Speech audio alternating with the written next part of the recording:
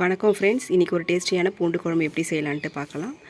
நல்லெண்ணெய் எடுத்துக்கோங்க, கொஞ்சோண்டு கடுகு, வெந்தயம், கொஞ்சோண்டு சீரகம் நல்லா பொரிஞ்ச உடனே ஒரு 10 பல் பூண்டு போட்டுக்கோங்க. பூண்டு போட்டு நல்லா வதங்கினோடனே கொஞ்சோண்டு கறிவேப்பிலை சேர்த்துக்கோங்க. இப்போ பொடியாக நறுக்குனா ஒரு 2 ஆனியன் சேர்த்துருக்கேன். நல்லா தீர அளவுக்கு நல்லா ஆனியனை வதக்கிக்கோங்க. அப்போ தான் குழம்பு நல்லா திக்காகவும் டேஸ்ட்டாகவும் இருக்கும். ஒரு 10 பல் பூண்டு நல்லா வேக வச்சு மசிச்சு எடுத்துருக்கேன். 2 தக்காளியை நல்லா மிக்சியில் போட்டு அரைச்சி எடுத்துக்கோங்க. இப்போ அதையும் சேர்த்து தக்காளியோட பச்சை வாசனை போகிற அளவுக்கு நல்லா வதக்கி விட்டுடலாம். இப்போது ஒரு 2 ஸ்பூன் தனியாக சேர்த்துக்கோங்க.